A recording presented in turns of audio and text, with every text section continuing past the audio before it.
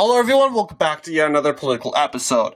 So, we got some news to talk about because despite the news, what we're seeing right here, we got better news. This is what the liberal media, they're trying to make Murkowski look good. They're trying to make Murkowski look strong against the Trump administration, the RINO that she is. But the bad news for her is she is probably going to be losing re-election in 2028. I know that's the last thing we're thinking about. A Senate election in 2028 while we have Senate elections in 2026. What's the point of thinking about that? But the big deal is Lisa Murkowski's been an insider Alaska politician since the day of her father who took office. And her father, her father took office, you would think Frank Murkowski, you would think there would be no one more liberal than him. No one more liberal, but apparently we got this clown right here that got appointed by her own father to the Senate. For those of you who do not know, Frank Murkowski, of course, is the former governor of Alaska. He was governor for a while, he was senator too from the 80s. And of course, he won that Senate race in 2002. But ultimately, he goes and puts his daughter into politics, who doesn't belong in politics, if you ask me. She belongs in an activist group. But she thinks she's a Republican. She's not. We know she's a Republican because her father's a Republican. And her father's parents were Republicans, and she wants to keep the name. But we do know, we do know that if it weren't for her family, she would be a strong Democrat. Look at this. 72% of the time, she voted along Barack Obama's position. 72% of the time. And this is the woman trying to go after Trump. Crazy, huh? But, because this woman has had a little adventure of her own. She was appointed by her father. She barely wins re-election. And, this is her seat. His father appoints Lisa Murkowski to his own seat. And, you'll have Tony Knowles barely losing. He actually does very well, along with the Native American areas and even Anchorage. But in 2010, of course, things change because Murkowski runs as a write-in Republican. And judging with the results, she pulls it off. I mean, this is the green represents her gains, as you should probably see and know. And there's this primary map. Also, I think it's important to look at the map. You got some people like Joe Miller. Joe Miller, of course, was the Republican nominee for the said Senate in that race. And you'll see in the results that Senator Murkowski lost that race. And you'll see it looks pretty familiar to very similar maps that happen every 4 years, just saying. So it you very well see the partisan lines here. The blue counties voting in line with Murkowski, while you have the other blue counties going in line. I got the red counties here voting for Joe Miller. But obviously, this was a pretty good map here. And she lost by not even 1 point. She lost by it. This is the poll. Polls are way off. Yeah, they just assumed that Lisa Murkowski would win, and she didn't. Joe Miller did. And I'm happy he did. But unfortunately, it didn't do any good because Lisa Murkowski threw a fit. She decided to run, and she only got 39% of the popular vote. She couldn't even get the Democrats on her side because they all went to Scott McAdams. And regardless, she still won, unfortunately. 2016, she still holds on to that nomination. Joe Miller runs as a libertarian this time, not a Republican. And ideally, Murkowski holds on. And this was pretty much a de facto win for Democrats, really, because you got this map here. You'll see that, yeah, it's pretty obvious that Democrats overwhelmingly backed Murkowski. You got most Republicans backing Shabaka, Kelly Shabaka, who was, you could say, the real Republican nominee. And Lisa Murkowski, in name only, was the Democratic nominee. Pat Chesborough was the Democratic nominee originally, but he was eliminated in the first round. The final round was, this is, of course, the ranked choice voting. So really, final round, first round happened on the same day. These are the primary results, which they have, of course, an open blanket primary. But, yeah, it's kind of crazy. George W. Bush is a RINO for sure. You got all the RINOs coming out supporting Murkowski, even Joe Manchin, Democratic. Kirsten Semina, you got a lot of Democrats coming out to endorse Murkowski, even Mark Warner. You had Jean Shaheen. You had Brian Schatz. And, you also have to imagine this because, of course, when you have, of course, a Democrat that has zero chance of winning, Murkowski, all the Democrats are just going to rally around Murkowski. I can guarantee you the whole entire Democratic Party was cheering for Murkowski secretly behind closed doors against her run against Kelly Shabaka. And obviously, she pulled that off. Mainly because Alaska also had some RINO Republicans. Also, you see Anchorage went 60% for Murkowski. That's like 60% for Democrats. Just put that into wider terms.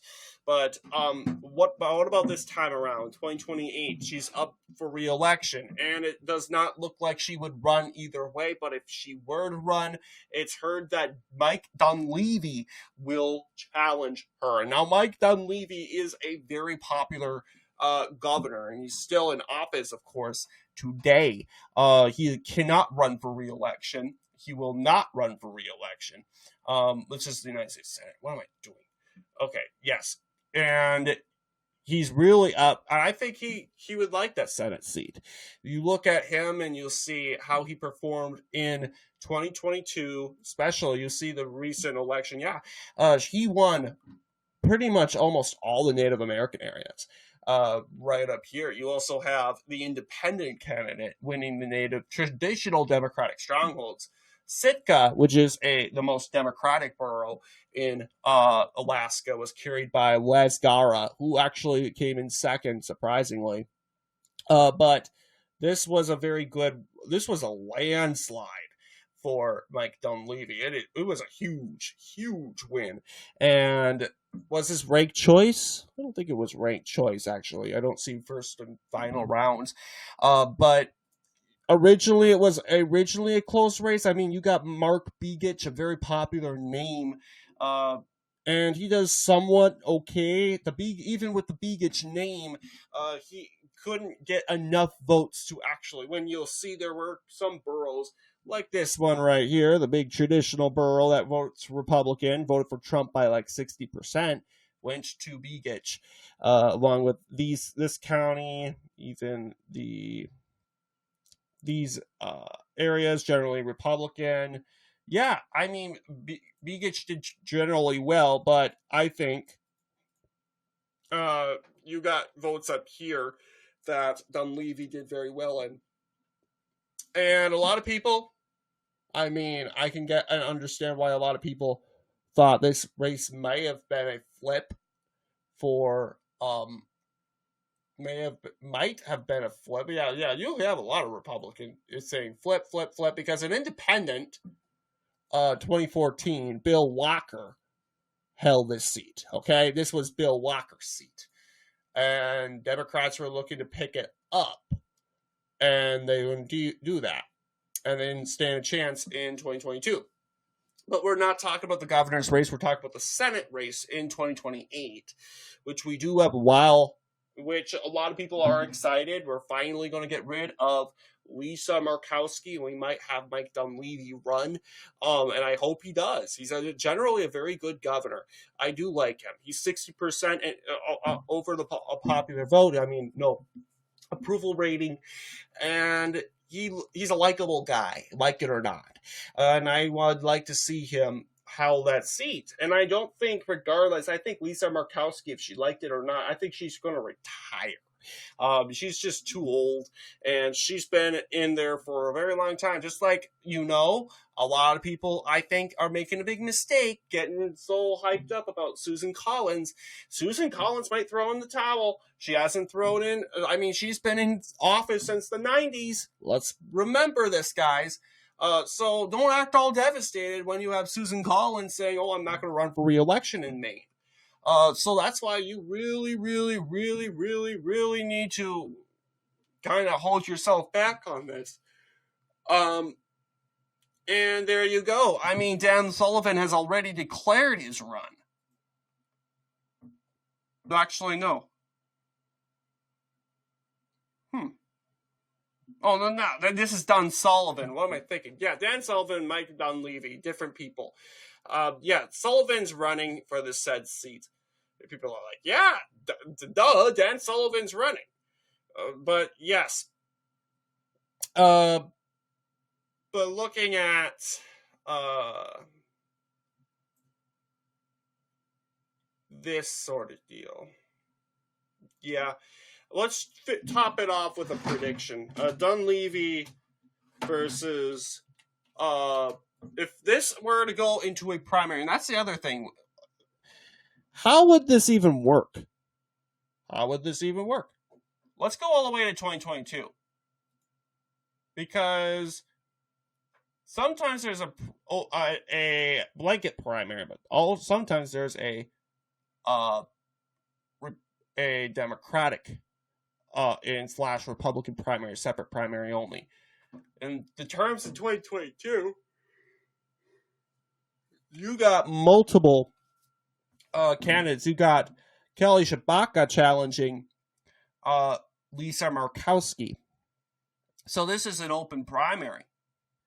You also got Patricia Chesbrough, Buzz Kelly, Pat Nolan. All these are Republicans up here.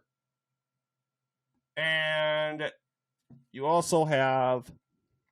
Yeah, so this was an open primary. Very weird. Compared to 2016, where you had separate... you had a primary. So what made 2022 different? I will have to read about it. Let's actually do some research, because that may affect our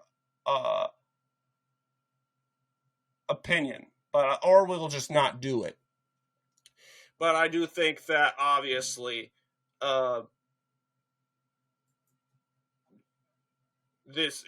you might get a primary looking an open primary like this.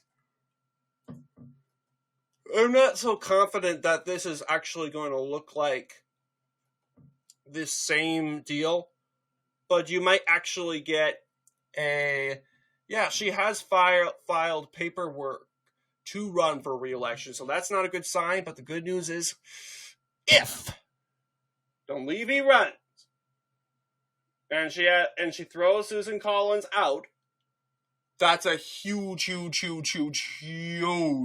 W. A W that I would go with.